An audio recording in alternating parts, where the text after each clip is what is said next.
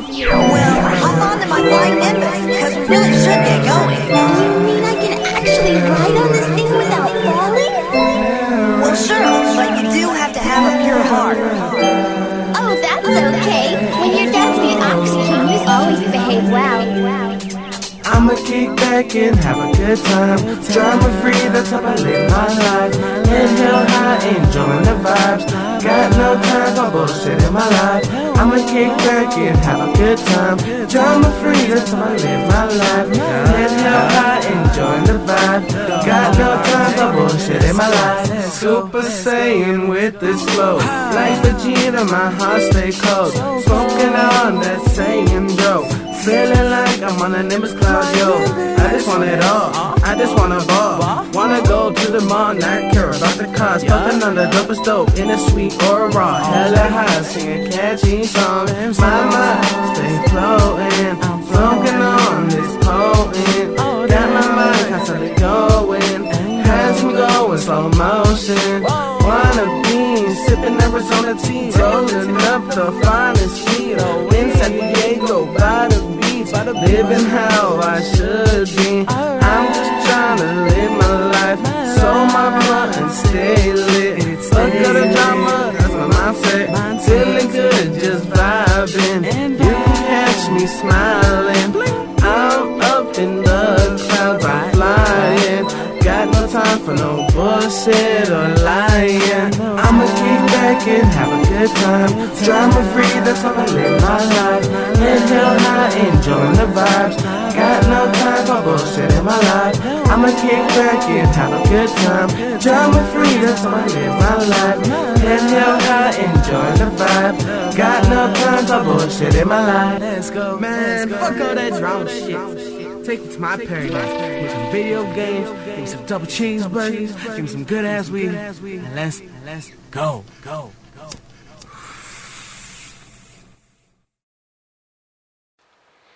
Here we are back, another episode of the Artistry of Podcast. And I think I'll probably do it like this, where it's kind of sporadic, you know. It's not going to be every week. It may be every week, but for the most part, I feel like just with me by myself, and I got so much other things going on. That's probably why I'm not going to do every week. But I'm definitely going to post as I feel inspired right now. I've been wanting to do an episode because I watched. What is it? A Quiet Place 2. So it's the sequel. So A Quiet Place. So I watched that, and it was like what's the name of that? And I got my fan in the background, so I don't know. I'm sure it's picking up that sound, but it's all good. I mean, I don't think it's gonna be like real bad. But anyway. So I'm watching A Quiet Place 2. Here, let me take my shirt off. So I'm watching A Quiet Place 2, and it had the first one, it had a lot of potential. I mean, we see this time and time and time and time and time and time and time and time and do everything turn, turn, turn. Do all the season turn, turn, and turn.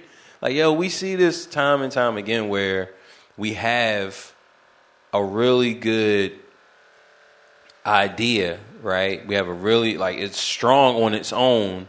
But because we don't do the extra homework, because we don't do the extra legwork to iron out the details, the finer details, I feel like things fall apart, right? So the dude who did I'm in Love with the Coco, that producer. Let's look him up, because I tell this story a lot to people, right? And because I feel that it's very important. Let's see. I'm in love with the Coco. All right. Now, I know that's OT Genesis.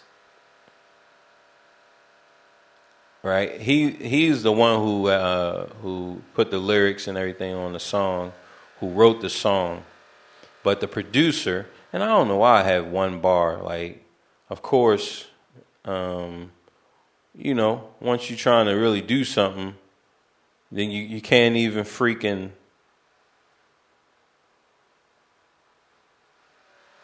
You can't even do it, right?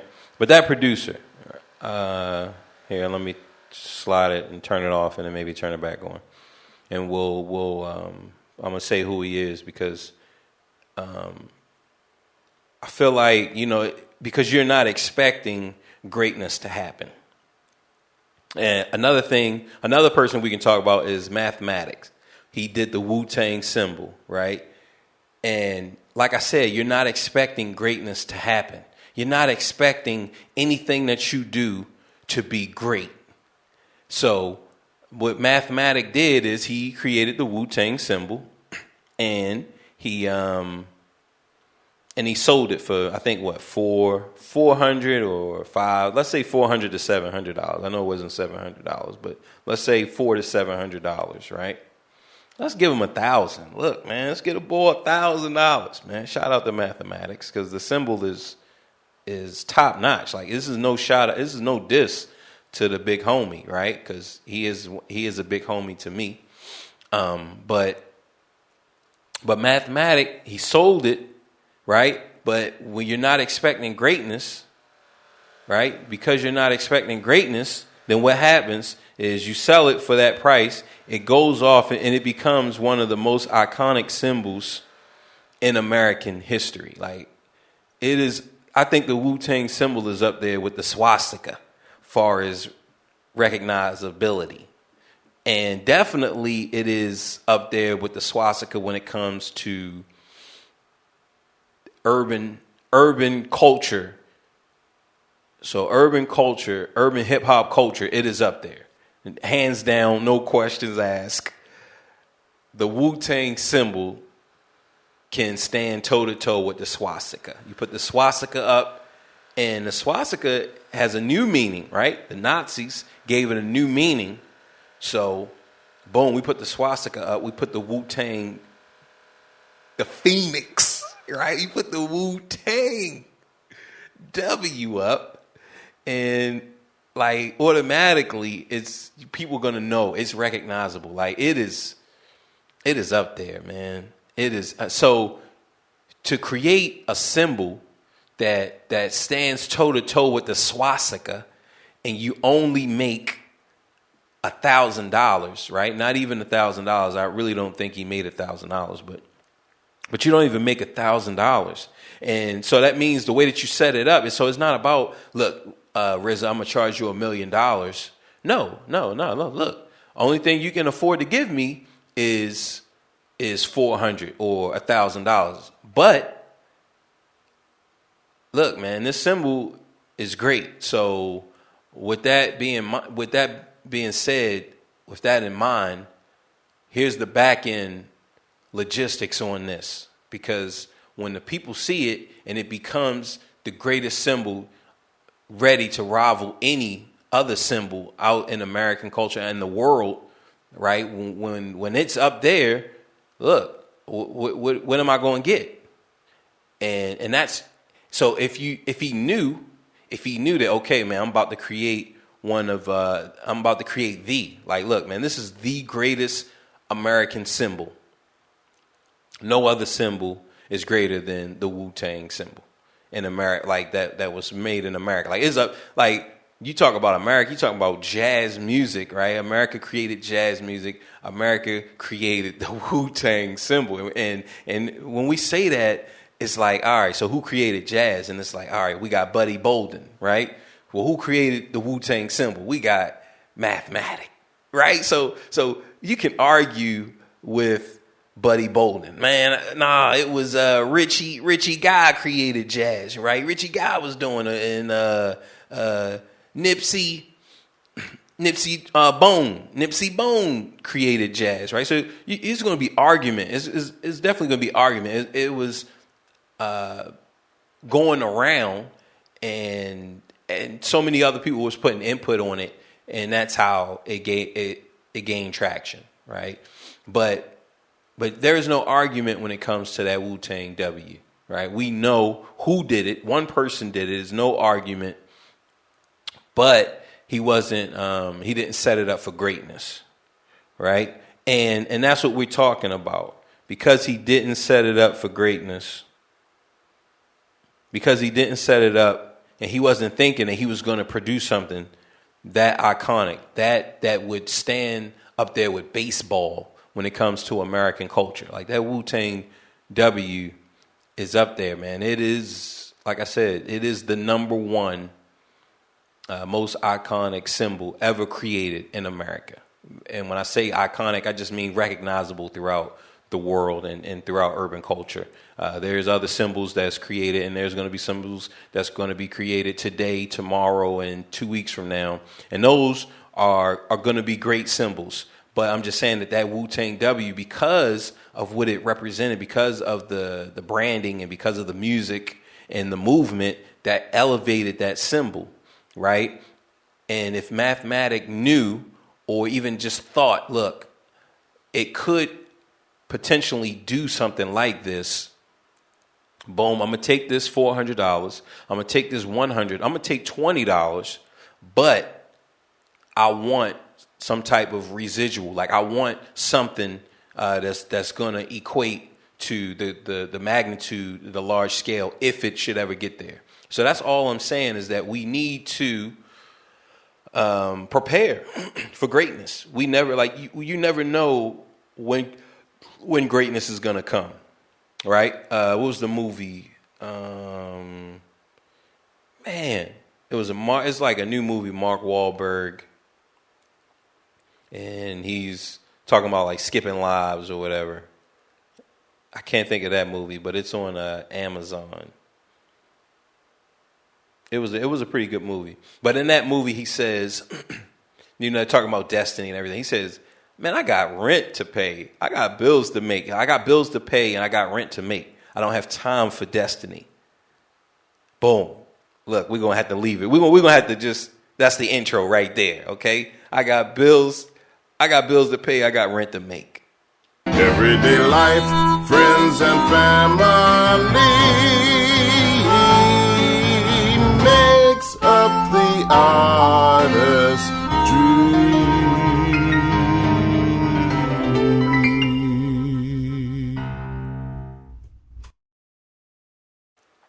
Right? He's like, look, man, I don't got time for destiny, right? I don't got time for greatness. So it's not like we out there and we out there looking for greatness. No.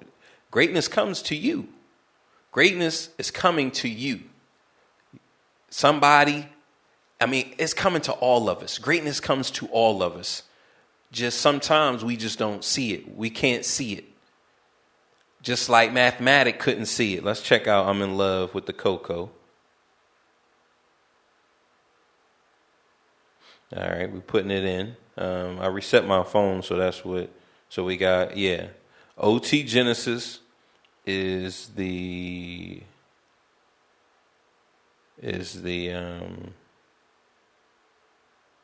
lyricist, the artist, which he did a banging job on that. Let's see the producer. All right, let's see who made it, because I want to say that he sold it. He sold it for, so Juice 808. So Juice 808, he produced it. And I want to say that he sold it for like $250 or $500. Let's see. So Juice 808.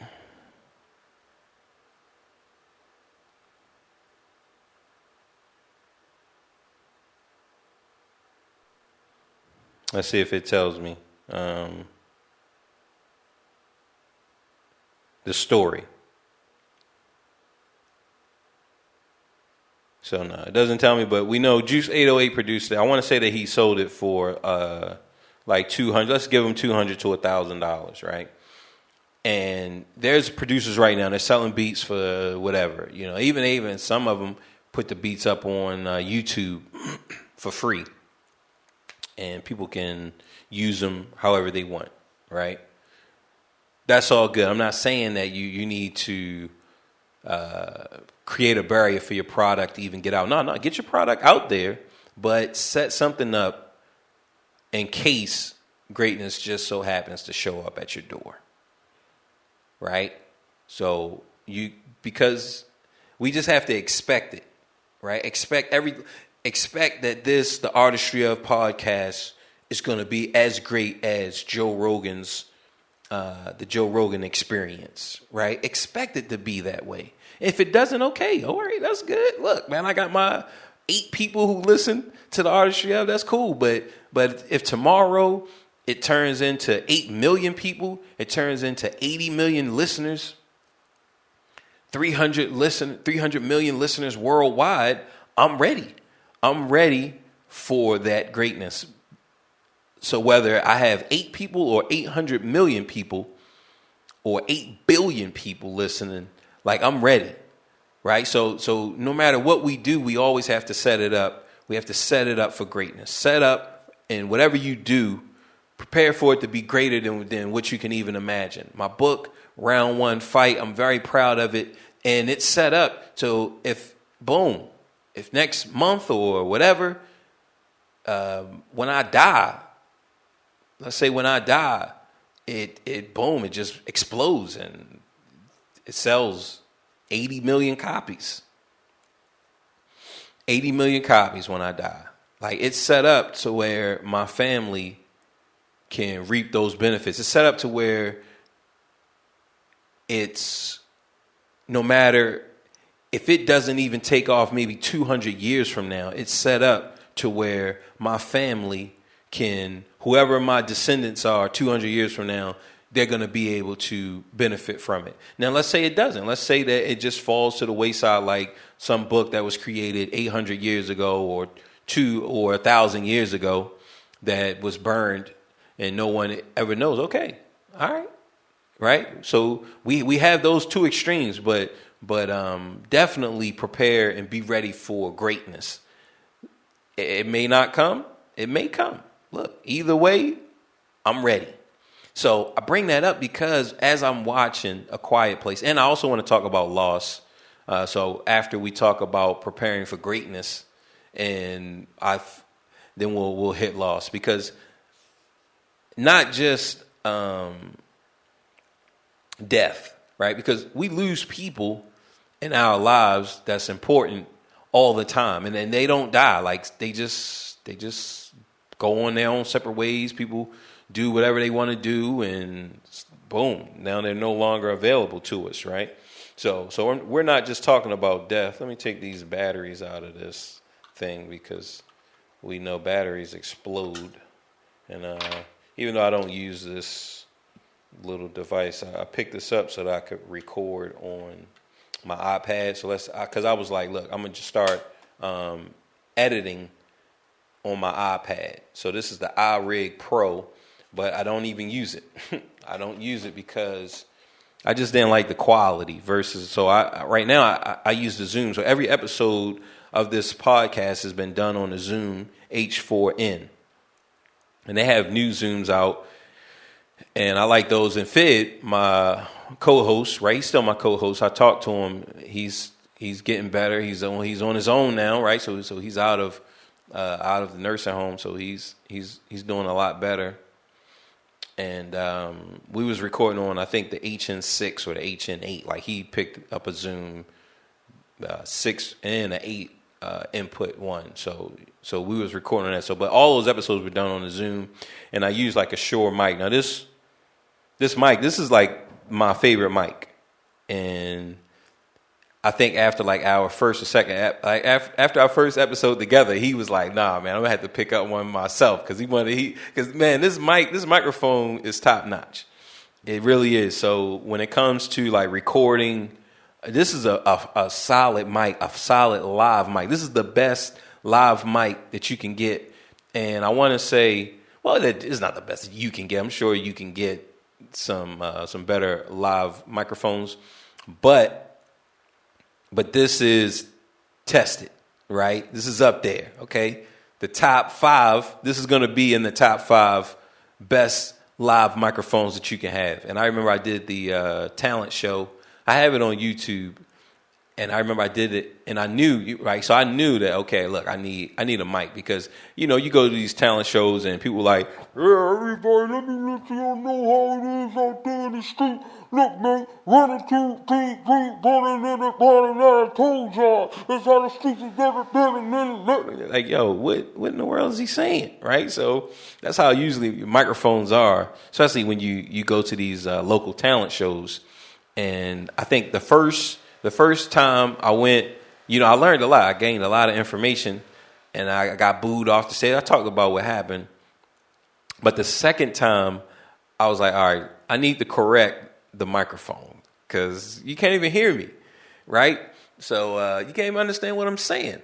So that's going to put me light years ahead. So I brought this mic, and I do the talent show, and I'm like, yo, he tried to give me his crappy mic, his bullshit ass mic. I'm like, nah, yo, dummy. Like, yo, dumbass. Nah, man. So I'm like, yo, dummy. Nah, I got my own mic. He like, yo, he was surprised. What? Wait, what? He looked at me. Like, yo, plug this in. God, plug this in, God. So we get the mic and boom. I mean, you are like, it did what I wanted it to do. It did what I wanted it to do. And I think the guy next to me was like, yo, who went after me? Man, can I use that mic? Nah, yo, dumbass. Nah, dummy. Like, nah, dumbass. That ain't gonna happen. So just using the mic, this is a solid mic, right?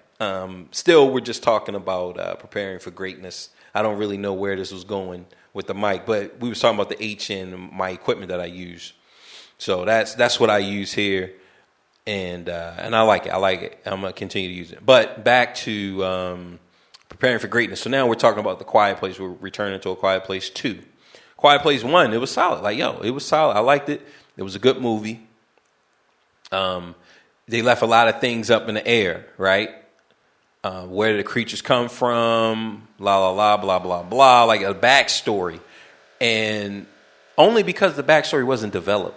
It just wasn't developed, which you didn't need the backstory. Like, you didn't need it in the setting because, boom, we just get dropped in this world and we're adapting just like everybody else, right? We're new. We don't know how long the people have been around that's dealing with this conflict, but they're dealing with it the best way they can. And just from trial and error, so they learn some things. So boom, now we're in this world, right? And you can't be faulted for that. That was solid, yo. That first one, it was solid. It was solid. The second one comes around. The second one tries to explain. All right, now this is going to be spoilers. So if you want to, I'm not going to spoil the end of the movie, but just some basic development, story, plot line, and the backstory, that's going to be spoiled. So that's your spoiler alert. If you don't want to hear about that, I would say probably skip about 10 minutes or whatever. Well, I don't know how much you need to skip. You probably just stop listening. Stop listening to this episode right now and go watch it. And then come back. But if you don't mind, let's go ahead and get into it. So, Quiet Place 2, he attempts to tell the backstory, right? He wants to tell the backstory and how they came to this planet and just the whole shebang, right? The whole enchilada. Okay, all right. So we have the creature, we have a meteor, right? We have a meteor coming in. We see they're at a baseball game, and we see the meteor is coming into the atmosphere, which that was fire. It looked fresh. It looked, it was cool. And it hits somewhere close by, or whatever. And I mean, it's a huge meteor, and I want to say that this was happening all over the world, right? So it wasn't just America that this thing hit. It hit in different parts of the world, right? Different, I guess, because as far as I know it, that their home world blew up, right? So their home world blew up, and this is the remnants crashed down on the planet. And it hits during the baseball game, and while people are going to their cars, right, while they're in town, so this is probably maybe an hour later, boom, now the killing begins. An hour later, so the home world blew up, right? Because look, movies, I feel like when you set up a groundwork for something, it has to make sense. Like it has to make sense. So let's say you say that, okay, Santa Claus exists in this world. Okay, well, we're going to follow you with this. Santa Claus exists. All right. Now, Santa Claus, he has magic. That's why he can come down the chimney. Okay. Santa Claus, he has magic. That's why he can do his the sled, right? That's all of this stuff works off of magic. Okay. All right. I'm with you. It works off of magic. Now, like, where is the magic coming from, though? Right? Because I'm with you with the Santa Claus. I'm with you with Santa. I'm not saying that, Santa's not real. No. I'm saying that, okay, Santa's real in this world, in this story. So we're gonna let's work with this then. Okay, Santa's real. Santa's got, now, is this unlimited magic? Is the world filled with magic then? Is magic like oxygen? Now, if you tell me, yes, magic is like oxygen, so that's why it's unlimited. Santa has unlimited access, just like we breathe. That's how Santa runs his magic. Okay, all right, I'm with you. So if magic is like oxygen, then something is grabbing something and pumping magic into the air, right? It has to be a tree, right? The tree, we breathe out carbon dioxide. The tree brings it in, and the tree breathes out oxygen, right? So if magic is like oxygen, then something is going in and magic is coming out from something, right? So now this creates a story. Now we can create, the Christmas that almost wasn't, or the Christmas that the year Christmas was canceled. And it'll talk about how one of the disgruntled elves got mad with Santa, and it was Santa's number one elf. It was Santa's number one elf, and some new elf came along, and that elf started to get whatever, right? And started getting more attention than this number one elf, and the elf wasn't feeling important. The elf wasn't feeling like he was important to Santa, and he became disgruntled, and he wanted to destroy all of the trees or whatever that makes magic endless. So the magic started to dwindle, and Santa had to rescue and stop that and restore the magic balance back together, right? So that's not real, but working along with the foundation that was given, okay, that makes sense. So now we go back to this Quiet Place 2. You tell me that the planet blew up. So, all right, that means, look, the planet, it wasn't in our galaxy. Let's say it was one of Saturn's moons or Jupiter's moons, right? It was Titan. Titan had some creatures on there, and it blew up. Some of them went into Jupiter, and some of them came over here, and it made it, they started hitting other planets, and we got a few of them that landed and hit Earth, right? So let's say that you said, look, it got knocked off, something happened with Jupiter, and the whole moon got shifted and moved from its gravitational pull, and then as it started to make its way through the asteroid belt, it took some damage, and that's what destroyed it, and boom, we got hit with a whole bunch of them, right? So, okay. So, all right. So how long did that take, right? Now, this has an atmosphere, right? Titan or Euphoria or whatever, you just pick a moon. It don't matter. But it has an atmosphere. Let's say it doesn't have an atmosphere, right? Or it has like a low atmosphere, so that, it doesn't breathe in anything. It just lives in the void. It lives in the ether. Okay, all right, I get that. Now, when it comes into some place with the atmosphere, with oxygen, right? Because if you're able to sustain and live outside of oxygen, so then that means when you come into oxygen, it has to change. It has to do something to you. It just has to. Like, that's just like we live in oxygen. So when we go into water, look, we have a problem. Things that live in water, when it comes out into oxygen, it has a problem. We do have those creatures who can hold their breath for very long periods of time. Okay, boom, we have that. Let's say that your story is that these... So that's the first thing, right? There's a lot of holes in the Quiet Place 2 origin story, right? There's a lot of holes in it. But let's just... We're just starting with, with the basic, this thing lands, right? So it takes, it's able to survive the impact of the earth, right? So the heat, like the heat of entering the earth's atmosphere and the speed and all of that, it's able to survive the crash.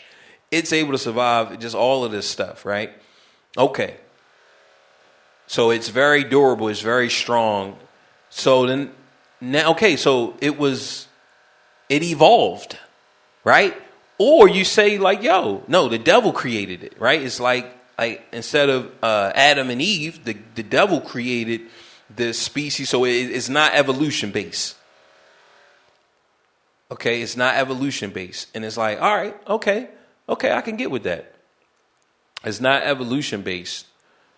So then if it can't see, but the hearing is very adapt to where, loud sound just wants to kill. But as you can see, there's so many holes in the development of these monsters, of these creatures.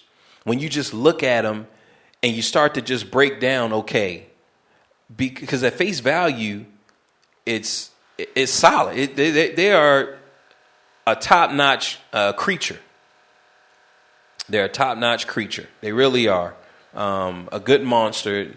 Whoever created the monster, you did a good job. I'm not saying that you didn't do a good job. You did an excellent job. This is a very good monster. But I feel like you dropped the ball on preparing for greatness, because if it was just one movie, if it's just A Quiet Place 1, okay, boom. All right, boom, that's it. And we as the viewers, we get to come up with all of this stuff ourselves. But it was so well received that it garnered it a sequel, right? There we have it for greatness. Because of that sequel and you not preparing for greatness, then we get some bullshit ass sequel. We get bullshit development. We get a bullshit origin. We get all of that is just bullshit. And it's because you were not prepared. You were not thinking of greatness. You were, look, man, let me just go ahead and pump out this. This is a good idea for a monster movie. And it is, right? It's a good idea for a monster movie. It was.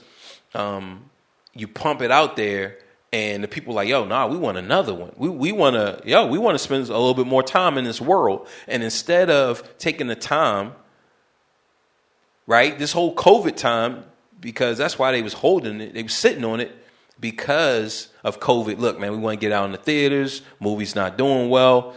Look, man, take the time, put your work in like Zack Snyder.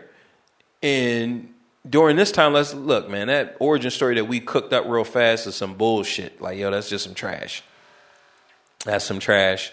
We need to, during this COVID time, since we're not going to release this movie for another year or two, let's go ahead and kind of shoot and because it's not, you can do a cartoon. Like you don't even have to put it to where you got to do animation. Look, we got to send it down the pipeline, and we need Avatar like budget. Nah, for origin story. No, Game of Thrones shown us you don't even have to do full animation. You can do like Reading Rainbow style animation, where it's just a set backdrop, 2D, and you get a meteor coming down, kind of like a book animation.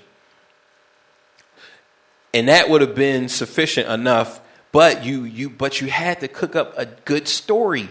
You had to cook up a good origin story so that this sequel, because the sequel is setting up for more. There's going to be a third one, right? But you already dropped the ball on the second one.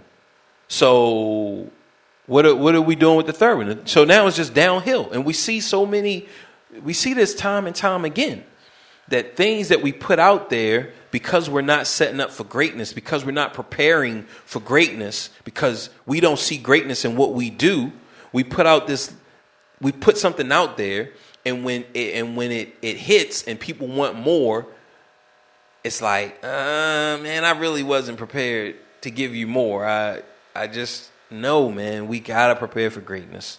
We just have to. So that's what I'm telling you guys, to prepare for greatness, right? And so, like I said, just from the surviving of the impact for those monsters, okay? How did they survive? Because I don't want to hear that, yo, it's a movie. So nah, I ain't trying to fuck that. I ain't trying to hear that. I'm with you that this monster doesn't exist. So from that point, this isn't real. Okay, I'm with you on that. But logistically, it has to make sense. It has to. That's you have to. It has to make sense. So even if your story is the devil created this, boom, then that's it. Then that's your story. That makes sense now. Okay? So now we're not based on evolution, because the devil created it is the same as saying that man created it. Man created this thing. Let's say, we're always giving China a bad rep. Let's say America. America created this thing to kill, to defend humans, just in case if some intergalactic being were to come and attack us, right? So that's the same as saying the devil created it. Just something created it and took into account all of these things that it need. Look, it's going to need to survive heat. It's going to need to be bullet resistant. It's going to need to, it's going to need to be able to be fast and just real efficient at killing humans and anything. It can kill anything that pretty much makes a loud sound. So something created it, right? It was created for this thing. Boom. All right. Okay. Now that makes sense. That makes sense. But don't try to give me some evolution, right? Don't try to give me some science base. And in your mind, you're thinking, this is we're going on a theologic path, right? So if it was created by one thing with the purpose of killing, well, then tell me that. So that's what I'm saying. Like, I don't want to hear, yo, man, it's a movie. So, we just got, nah. If that's good enough for you, then okay. That's good enough for you. That's fine with me. I don't need to convince you that it needs to make sense. But for me, it needs to make sense. Like, that shit needs to make sense. Okay, you have an equation. It needs to check out, right? Those two equations need to be equal. Right? This equation needs to be solved. Like, don't give me some bullshit and be like, well, once the whole purpose is for it to be unsolvable and for you to find out that it's unsolvable. Okay. All right. It's one of those trick ones. Okay. All right. Well, let me know that. All right, guys, we're about to take this exam. Some questions are trick questions. They cannot be solved. Right? So you have to find out which one. Okay, boom. Now let me know. Okay, right there, you're still making sense of an equation that cannot be solved. So And again, like I said, we're just preparing for greatness. When you create something, no matter what it is, prepare for greatness. Prepare for it to be, for people to want more. Even if they don't. Like, yo, Quiet Place 1 could have just been a dud. Right? It could have just went in like, what they say, Suicide Squad, the new one. Right? They're saying that the new Suicide Squad is a dud, which I enjoyed it. I thought it was really good. The new Suicide Squad is a solid kick-ass movie. But the numbers tell a different story. So we may not get to revisit this world again, which would be a shame, because I feel like they improved on the problems of the first one, right? Of course, we have a different director, the same director who did Guardians of the Galaxy, and you can see a lot of that influence in this movie. You can see it. He even has the cast members from the Guardians of the Galaxy. Like, yo, he wasn't playing. Like, look, man. Look, everybody from Guardians of the Galaxy 2 who were not bound to Marvel, look, man, we doing this DC movie. And everybody was like, all right, look, man, let's do it. And I feel like they did a kick-ass movie. They did a kick-ass movie. It was solid. It was a good movie. Now, I would love to revisit that world. But if we never revisit that world, it's okay. But let's say we do with these directors, because the source material is so vast and so great that, boom, they're ready. Look, man, if it did the numbers required to grant a sequel, the source material is ready. Look, boom, let's cook it up. Every last villain or anti-hero in that movie, boom, they're ready to get their own movie, right? Which we know that I think if it gets a sequel, they'll probably face Superman. So if it gets a sequel with this cast and this team, if they get a sequel, they'll probably face Superman in the next Suicide Squad, right? They'll face Superman or Batman, or right, and they'll help Superman become good again, or however it'll have to be. But the source material is there. It's already prepared for greatness. And that's what we have to do. Right? So, and when we look at the creatures, like I said, it was just so, it's just so many things that I feel like, man. And that takes away from the movie, because when that stuff isn't answered, so they can survive the void of space, right? They can survive that. They don't need oxygen for that. They come down on Earth and they can survive that. They don't have a problem. They can breathe oxygen. They're underwater for a long time. In the first one, right? He was getting his little sneaky man on. Ugh. Na na na na. He underwater, like, make him say na na na na. And part 2, they drop into the ocean. They can't swim, so they drown. All right. So when he drops into a deep, so if the water's deep enough, so what you're telling me is, okay, if he has to just crawl, alien style, alien style, alien style. So if he got to crawl underwater, alien style, he all right? He can be under there. Look, man, he holding his breath for a long time. So, and he can't see. So his hearing is that great even underwater, right? So their hearing is top notch. Even underwater, they can they can hear, move, they're like Daredevil, right? When it comes to sound, they see through hearing. Okay, all right. But when it's too deep to where they can't feel the ground, then they panic and then they drown. Damn,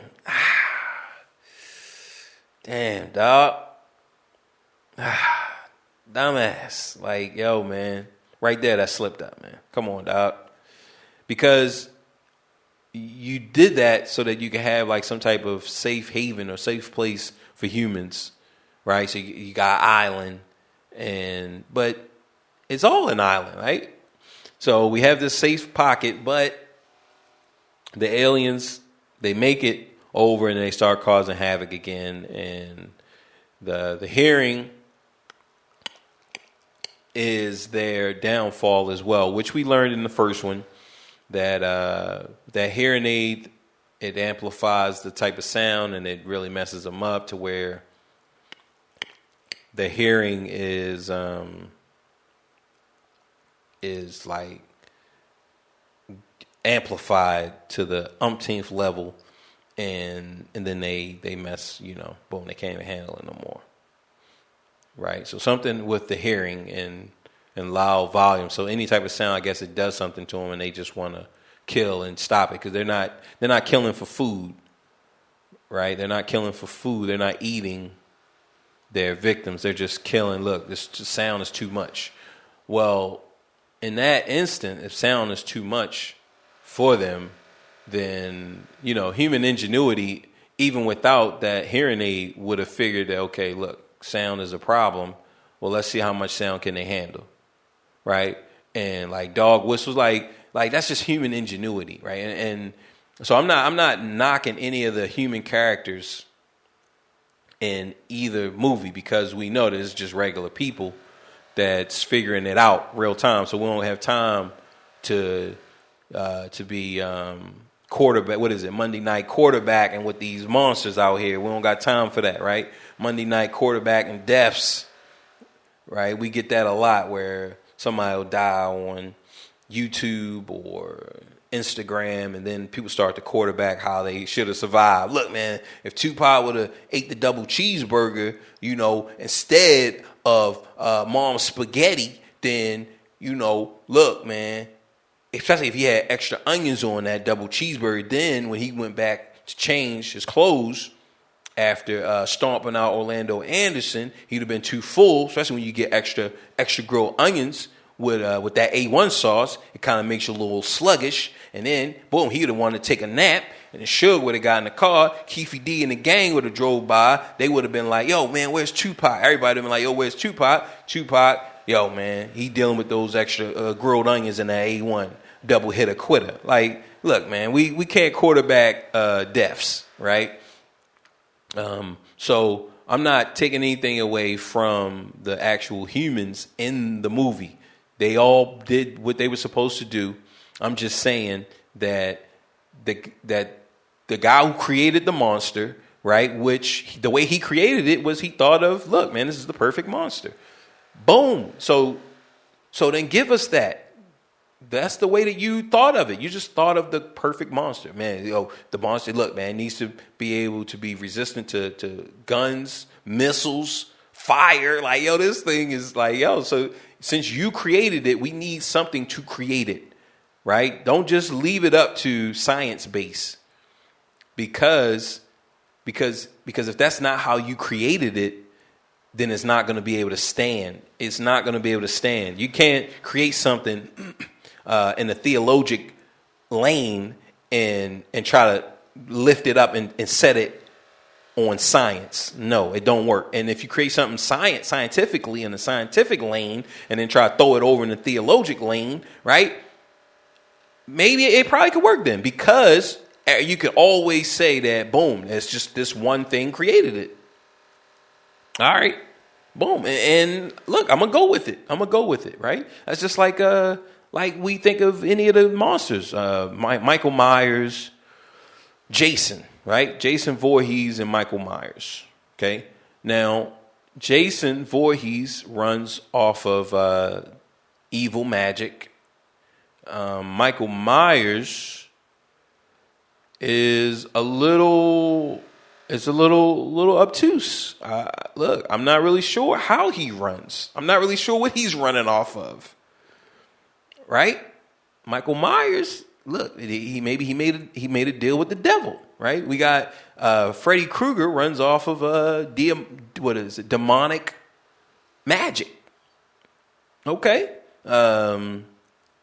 Chucky, another demonic magic. Right? So okay. Michael Myers, I don't know if he's demonic. I mean, okay, he kills, especially this reboot that they did. It just seems like he's a regular guy. He's an old guy. Like, look, man, I don't know about Mike, but look, man, it gets a little bit harder when you get older now. With stamina, he's not playing around. Like, yo, put this man in jiu-jitsu. Like, yo, he wasting his talent. He could be rich. He could be a millionaire with that endurance. With the endurance of Michael Myers, you got the endurance of Michael Myers out there. Like, yo, man, you wasting your talent, Mike. That's all I'm saying. You really wasting your talent, because here you are, you like 75. You're 75, and I mean, you putting up endurance numbers of like prime fit 20. I think I would say you're in your prime around like maybe 27. I feel like a 27-year-old, 25 to 27. I think that like they're going to be your most unstoppable guys. Like around, so that age, 27. And I know that, you get stronger as you get older. You hit like a strength peak at around 33 or 34, 35, or, between, I would say, up to about 37, right? You hit a strength peak. And then after that, it kind of goes down. So yeah, I think your heavyweights, is going to be around maybe 30 up to like 35 or 37. After that, you're definitely going to have some issues, mainly like your body. You're on the downhill, so you could still be winning, but yeah, you're definitely going to be on the downhill. But Big Mike is like fucking 75 years old, and he's up there. He has the strength of a world class. He has the strength of a world class weightlifter. 30, like a 37. Now I don't know the age of your strongest guys. We know the size. They're big. So Mike, his physique is like Bruce Lee. Okay, so he's probably about what 6'3", 6'5", about 2, maybe 220. Because of his height, like he's lanky. He's not even shredded. He's not even shredded beef, right? He's not even a shredder out there. He's lanky, 75. Big Mike is 75, 6'5", 225 pounds, 235 pounds. Lank, though, not shredded beef. And he got the strength of like a world-class weightlifter, which we know those guys are huge. Like, those guys are huge. And he has the endurance of a 25-year-old, and he has the peak prime fight conditioning of a heavyweight that's about 37, 35. Let's put him about 35, right? Like, look, man, but he's not working off of demonic magic. So, look, man, I don't know. Like, you feel me? Like, yo, this shit is wobbly right now. Like, yo, come on. And on top of that, he has a mask that's severely restricting his vision. Like, yo, his sight, his line of sight is severely hindered. Okay, he put that mask on, man. Like, look, man, I don't know if any of y'all remember Halloween, like actually going around trick or treating, but you really can't see, man. Your peripherals is blazzacht, okay? Like something, man. I can't imagine trying to beat somebody up, right? Just a regular human, a regular foe with a mask on. Like I got my Michael Myers mask, which is what's the dude? William Shatner. I got my William Shatner mask on. I'm going around looking for victims. Like, nah, man, you about to have a bad day. You about to have a bad day because, look, boom, you just got hit. You didn't even see that on your blind side. Like, look, man, these goons out here, they can beat you up without a mask, and you getting hit. You got a blind side. Like, you have a blind side, okay? Michael Myers, he don't have a blind side. Like, yo, he has that mask on, but his mask is like Iron Man's mask. He has Jarvis in his William Shatner, man. He has William Shatner in there, actually, giving him a play-by-play, running it third person view, like, yo, like it's Top Gun.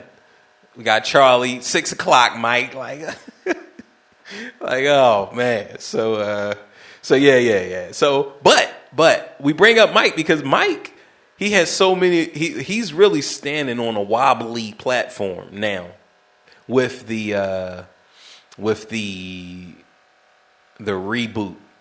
So up until the reboot, I want to say that he was working off of demonic magic or some type of, maybe they was trying to study, or I'm sure it was definitely a group of old white guys got together and in harmony, holding hands, yelling out the chant, all they do eat them bella. Like, oh man, what's up with these white guys, man? When they come together and start holding hands and doing secret chants, like, yo, man, like I don't know if he's the devil, if he's Satan, rebirth, if he's some other demon that's locked. He's locked in this body. Like most demons, after the body dies, they can go get another one. But this demon is locked in this body for eternity, which once all humans are gone, I mean, it's going to be pretty lonely. Like, yo, that's a lonely existence. And all your other demon friends, like, yo, they even moved on. Yo, man, life sparked up on Mars again, so we headed over to Mars. But you got Big Mike. He like, yo, man, I can't get over there. Like, like yo, man. Love and friendship compels me to stay on this planet and just ride it out until the sun becomes a supernova, or what do they call it? The big puff, and then it shrinks down to a white dwarf. Right, so yeah. That Mike is definitely floating on a wobbly. He's definitely standing on a wobbly grounds. Okay, but it's still good. It's still good. Look, man, we watch him get his kill on, and we don't ask how he came to be, because they didn't tell us how he came to be. Right, but with The Quiet Place, they told us, and so that's the problem. Right, so we're talking about preparing for greatness.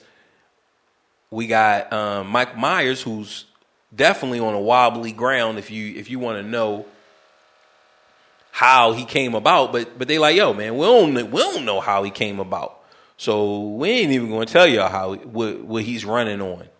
Then you have Jeepers Creepers, right? Jeepers Creepers, the first one, fire.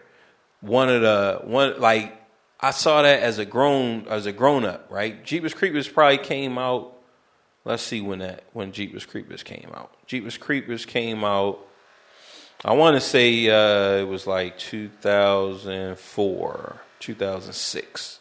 Let's see, but definitely a kick-ass movie, man. That Jeepers Creepers released 2001. All right, and that's what I was thinking, because I want to say that that was when I was married. My first wife was Jeepers Creepers 1. So that means I was in my 20s, and I remember like, yo, this is a little on the scary side, like, because I've seen so many horror movies that it's like, all right, okay. But that one, it was definitely like it had some good moments, some good scary moments, and I remember the creeper, or I think that's what they call them. Like it was just solid. It was solid. But again, he wasn't ready for greatness, right? He wasn't prepared for greatness because whenever they throw in, an origin, right? Like when Freddy was getting it in, when Jason was getting it in. So Jason is boom. He drowned as a boy. So when he comes back, you already know that boom. All right, this is some demonic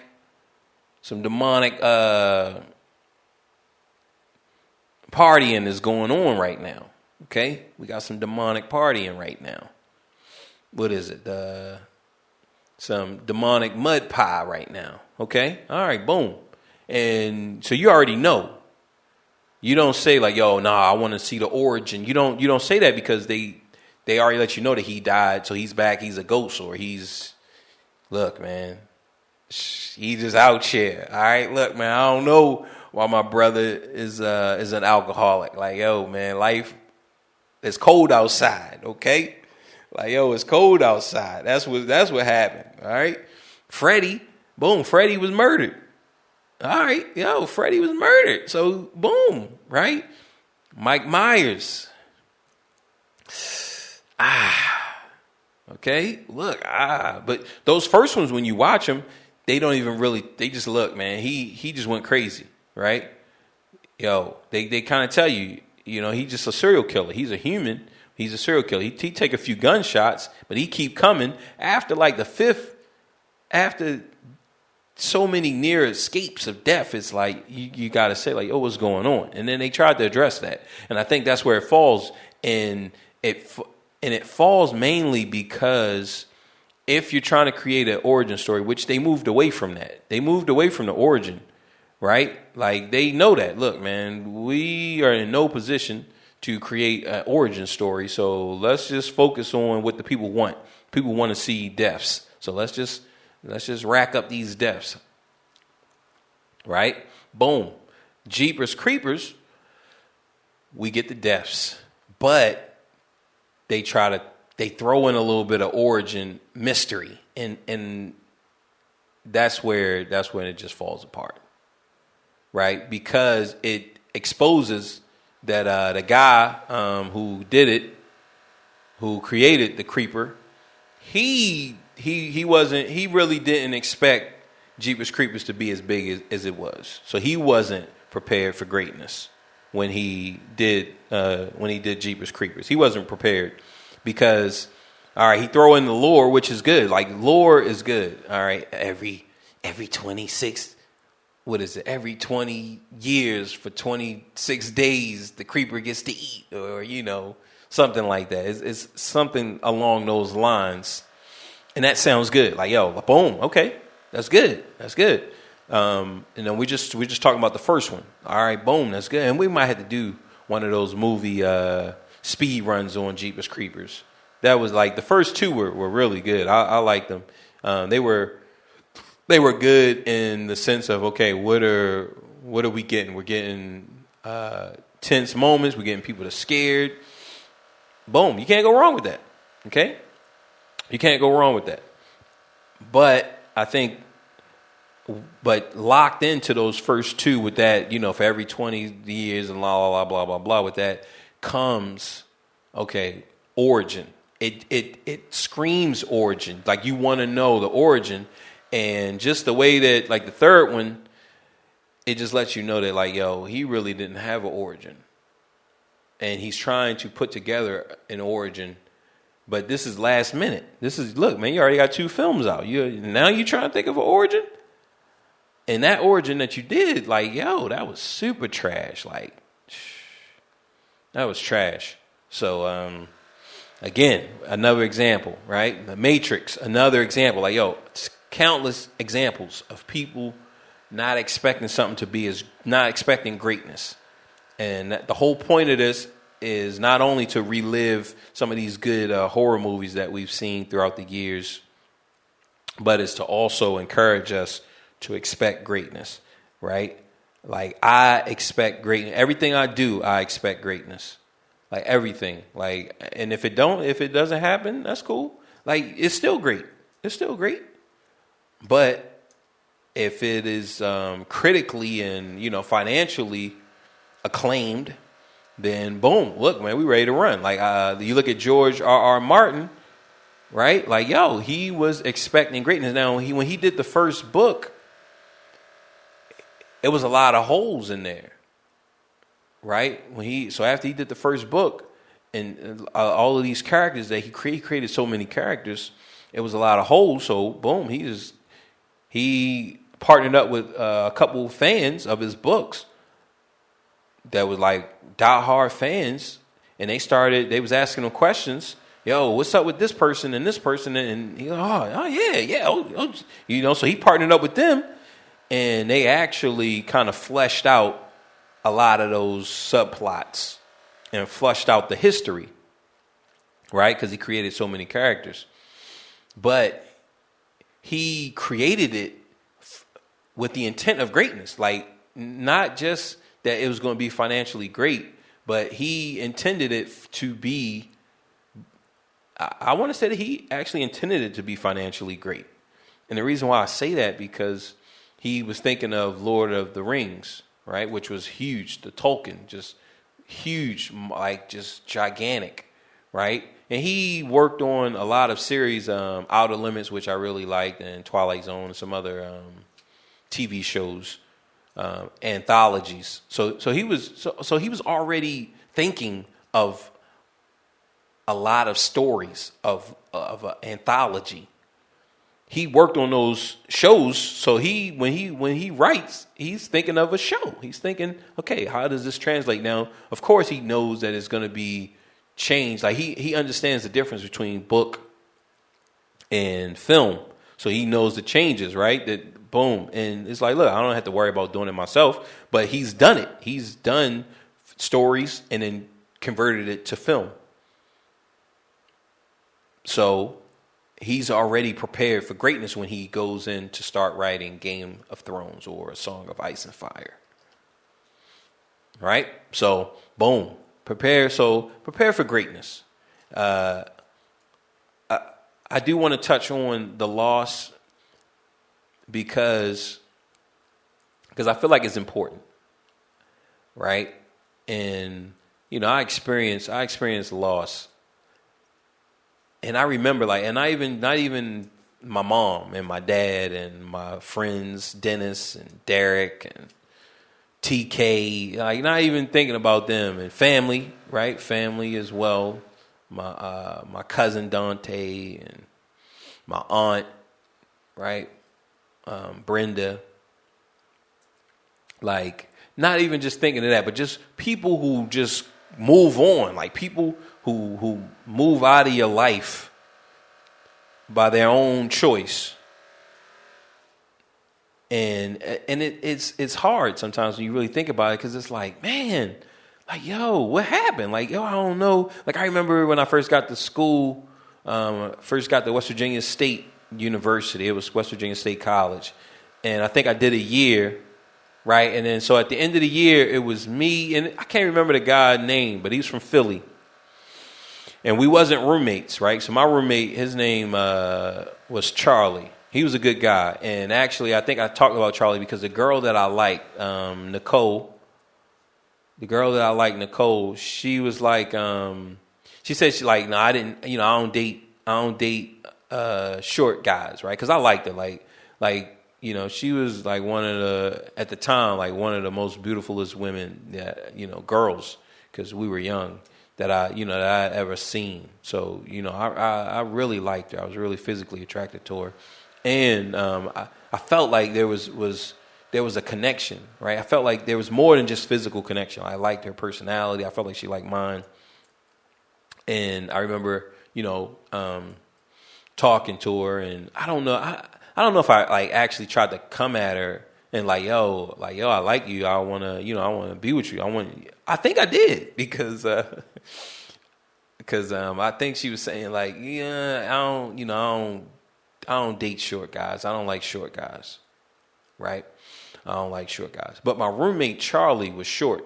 He was short, and I remember her saying like, after, so this is after she told me like, yo, nah, I don't like short guys. And then she was like, oh, Charlie is so sexy. Like, oh man, like yo, so that means that short guy shit was some bullshit because Charlie is shorter than me.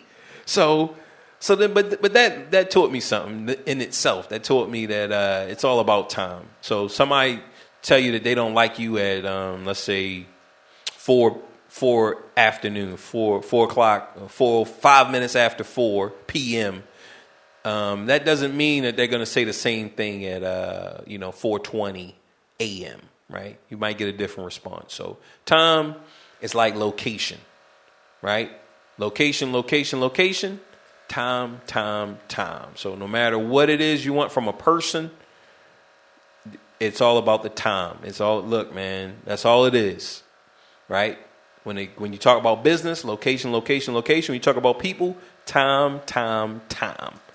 Somebody might tell you they don't like you in April.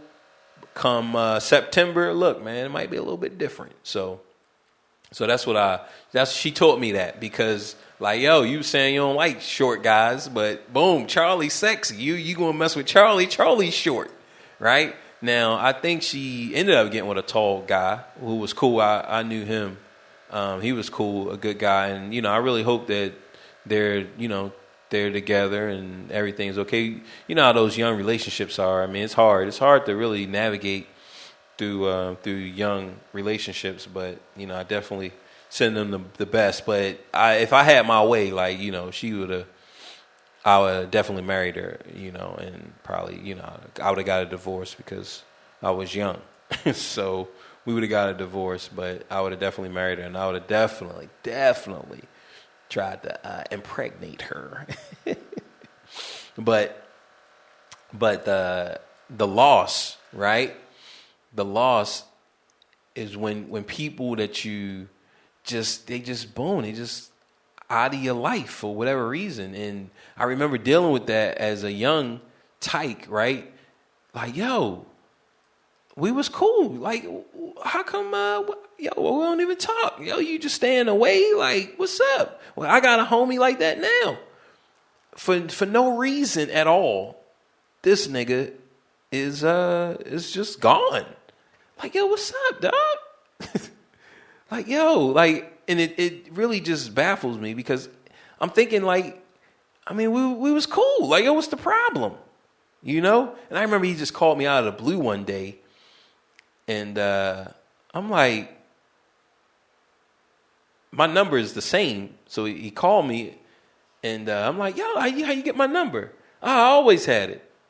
Well, if you always had it, why the fuck you ain't called fucking 1 year ago, 2 years ago? Like, yo, what's going on, right? So some people, they just make the choice to leave out of your life and separate themselves from you, and you can't hold on to that. No matter whatever reason, whatever they're going through, whatever you said or whatever, you just gotta let it go, right? So this guy who, so like I said, me and Charlie, we were roommates, and me and Charlie was good. Like, yo, I like Charlie.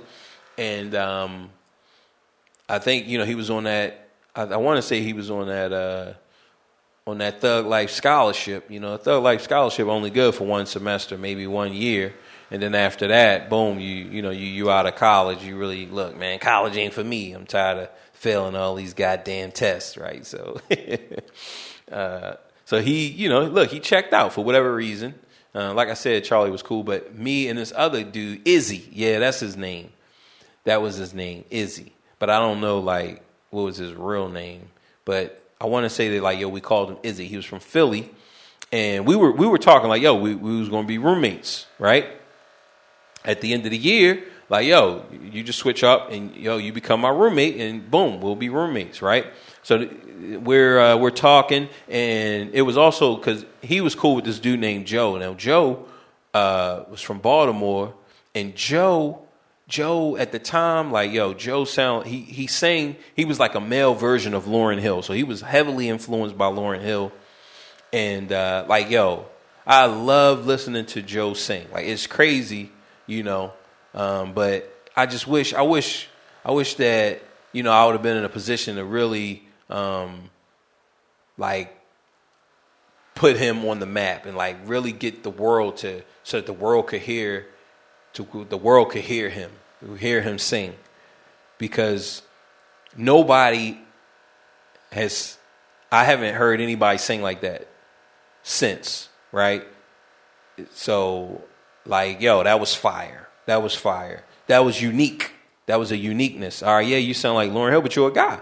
And so you have like a male, like, because Lauryn Hill kind of, when she sings in like a baritone or alto, right? But like an alto baritone close to a lower register. So to hear a guy do it, which is going to be even lower, right? Like, yo, it was fire. Like, it really was fire. You know, but so Izzy and Joe was cool. And then me and Joe got cool. So then boom. So then Izzy, eventually me and him, we got cool, right? So he's like, yo, all right, we're going to be roommates. And then we was on our way to, we was walking to, what is it? Like Go-Mart, which is like a gas station in West Virginia, right? It's at the end of the year. I want to say it was either summer, because we was in a summer session or whatever. So we're walking, and somehow, some way, you know, we get on to, I guess, like hood politics or whatever. So we get on to hood politics, and I just remember him saying, like, you know, like, oh, you don't know where I'm from, and you don't know what I've been through, and, you know, which I don't, right? I don't. But like, I'm never the one who hold grudges. Like, I don't have a problem having a disagreement with somebody or not thinking the same way as somebody and moving on. But Izzy didn't move on. He didn't move on. So like, boom, nah, man, we ain't gonna be roommates. Like, yo, all right, well, you know, look, man, you gotta do what you gotta do, I guess, right? So, and then I want to say that, boom, eventually Izzy faded out, right? So we didn't even talk, and it's just crazy, right? But things like that will happen in your life, right? You'll have a disagreement. And so that one I was able to see, right? Like I could trace back to that. And I remember my first wife, like I remember her talking about it like later on, because we wasn't even married yet. But I remember her talking about it later on and saying, she was like, yeah, you know, he said that, I don't even know, like he said maybe that, I don't know if I came at him sideways or, you know, if I'm arrogant or, you know, something, right? He definitely had some issue with me based off of that one conversation. But it's like, what about all the other conversations, right? All those other things that we're in tune with. All right, like, yo, I don't know how you grew up. Okay. I don't need to know how you grew up. Like you don't know how I grew up, and you don't need to know how I grew up. You'll know what I tell you, and you believe it or don't believe it. So it's all good. Like, yo, if you don't believe it, that's all good. Like, and I remember like even thinking, like, because I grew up rough. Like, it's only like a few of us who grew up where I grew up in Baltimore on the east side. Just like, yo, like it was ridiculous. It was lawless out there. And there's a few of us who grew up like that, that's still around, right? And when we talk about it, like we all have the same experience. Like, yo, people do not believe. They don't believe that, like, yo, the shit that we've been through. And I remember like when I was in college and, you know, just talking about some of my, you know, experiences. And I remember my homie John. Now he probably wasn't my homie at the time, but I remember him giving me like one of those faces like nigga, you lying, right? And I remember just feeling like, yeah, cool. Like, yo, like yo, it's all good. You don't have to believe me.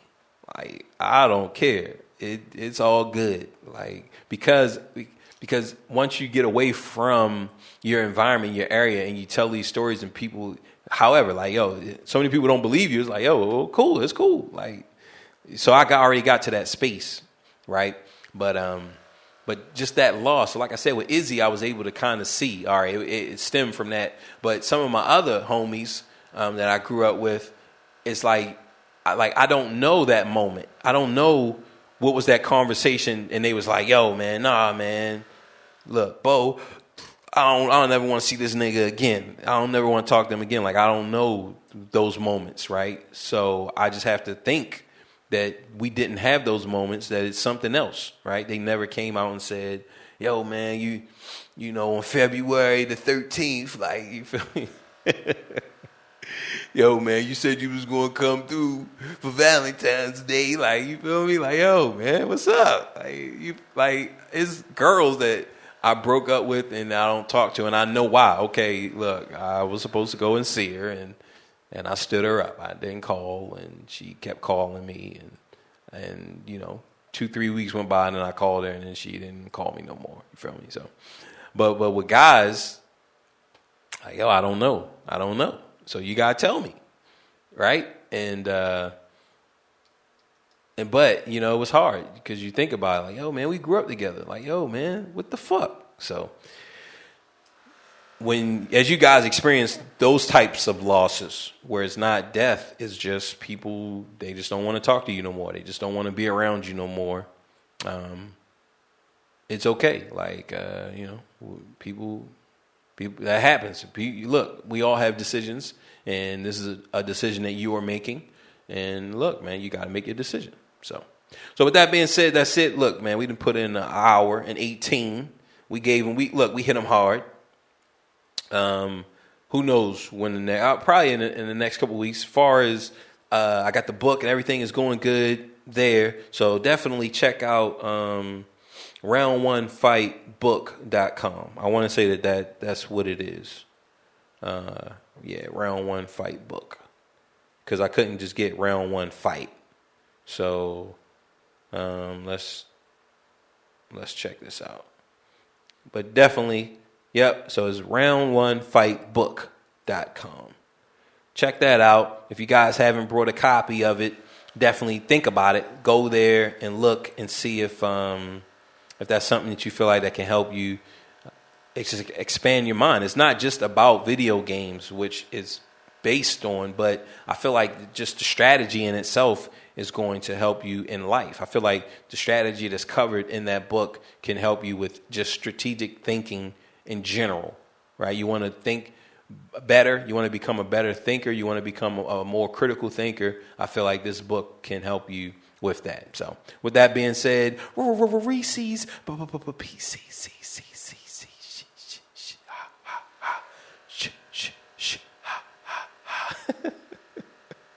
Really? That's so sweet of you. Well, hop on to my flying Nimbus, because we really should get going. You mean I can actually ride on this thing without falling? Well, sure, but you do have to have a pure heart. Oh, that's okay. When your dad's the oxygen, you always behave well. I'ma kick back and have a good time. Drama free, that's how I live my life. Inhale high, enjoying the vibes. Got no time for bullshit in my life. I'ma kick back and have a good time. Drama free, that's how I live my life. Inhale high, enjoying the vibes. Got no time for bullshit in my life. Super Saiyan with this flow. Like Vegeta, my heart stay cold. Smoking on that Saiyan bro. Feeling like I'm on a Nimbus cloud, yo. I just want it all. I just wanna ball. Wanna go to the mall, not care about the cars. Puffin' on the dopest dope in a sweet or raw. Hella high, singing catchy songs. My mind stay floating. Smoking on this potent. Got my mind constantly going. Has me going slow motion. Wanna be sipping Arizona tea. Rolling up the finest weed. In San Diego, by the beach. Living how I should be. I'm just trying to live my life. So my blunt and stay lit. Fuck out the drama, that's my mindset. Feeling good, just vibing. You can catch me smiling. I'm up in the clouds, I'm flying. Got no time for no bullshit or lying. I'ma kick back and have a good good time. Drama free, that's how I live my life. Inhale high, enjoying the vibes. Got no time for bullshit in my life. I'ma kick back and have a good time. Drama free, that's how I live my life. Inhale high, enjoying the vibes. Got no time for bullshit in my life. Let's go, man. Fuck all that drama shit. Take me to my paradise. Give me some video games. Give me some double cheeseburgers. Give me some good ass weed. And let's go.